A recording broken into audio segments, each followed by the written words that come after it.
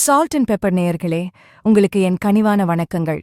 இன்னைக்கு இந்த பதிவுல என்ன பார்க்க போறோம்னா, பொதுவா நம்ம வீட்டுல செல்வம் நிலைக்கணும்னா, மகாலட்சுமி நம்ம வீட்டுல வாசம் செய்யணும்னா, நாம என்னென்னலாம் பண்ணணும், என்னென்னலாம் பண்ணக்கூடாது அப்படிங்கறதான் பார்க்க போறோம். சோ வீடியோவை ஸ்கிப் பண்ணாம முழுசா பாருங்க. உங்க வீட்ல மகாலட்சுமியின் கடாட்சம் பெருக வாழ்த்துக்கள். அப்புறம் நீங்க நம்ம சேனலுக்கு புது வரவுனா சப்ஸ்கிரைப் பட்டனை தட்டிவிட்டு அந்த பெல் ஐகானையும் கிளிக் பண்ணிடுங்க. சோ ஆன்மீகம் சம்பந்தமா நாங்க போடுற அத்தனை பதிவுகளும் உடனுக்குடன் உங்களுக்கு நோட்டிஃபிகேஷன்ல வரும். சரி, வாங்க நிகழ்ச்சிக்குள்ள போகலாம். பணம் புலங்கிறது சம்பந்தப்பட்ட விஷயம் எல்லாமே செவ்வாய்க்கிழமை செவ்வாய் ஓரையில நடப்பதுதான் கரெக்டுங்க. அட ஆமாங்க. இப்போ ஒருத்தர் கடனாக உங்ககிட்ட பணம் வாங்குறாருனா அதை இந்த செவ்வாய் ஓரையில நீங்க அவருக்கு அளித்தால் கரெக்டா திரும்ப கிடைக்கும். வாங்குபவராலையும் பணத்தை திரும்ப கரெக்டா கடனை அடைக்க முடியும்.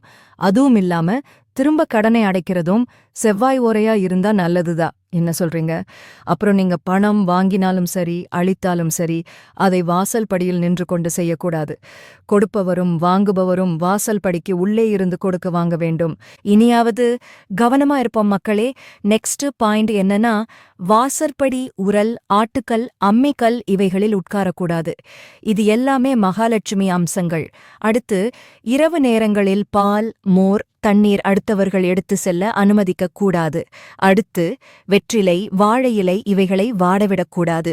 அதே மாதிரி வெற்றிலையை தரையில் வைக்கக்கூடாது. எரியும் குத்துவிளக்கை தானாக அணையவிடக்கூடாது. ஊதியும் அணைக்கக்கூடாது. புஷ்பத்தினால் அணைக்க வேண்டும். ரொம்ப முக்கியம். வீட்டில் யாரையும் சனியனே என்று திட்டக்கூடாது. எழவு என்றும் கூறக்கூடாது. அதிகமாக கிழிந்த துணிகளை உடுத்தக்கூடாது. துணிமணிகளை உடுத்திக்கொண்டே தைக்கக்கூடாது. உப்பை தரையில் சிந்தக்கூடாது. அரிசியை கழுவும் போது தரையில் சிந்தக்கூடாது. அப்புறம் வீட்டில் நெல்லி மரம் இருந்தால் லக்ஷ்மி கடாட்சம் பெருகும். விஷ்ணுவின் அம்சமாக நெல்லி மரம் திகழ்வதால் நெல்லி மரத்தில் மகாலட்சுமி வாசம் செய்கிறாள். நெல்லிக்கனிக்கு ஹரிபலம் என்ற பெயரும் உண்டு. லட்சுமி குபேரருக்கு உரிய மரமாகவும் திகழ்கிறது நெல்லி. நெல்லி மரம் இருக்கும் வீட்டில் தெய்வீக அருள் நிறைந்திருக்கும். இந்த பதிவு பிடித்திருந்தால் வீடியோவை லைக் செய்து உங்களுக்கு விருப்பமானவர்களுடன் ஷேர் செய்யுங்கள்.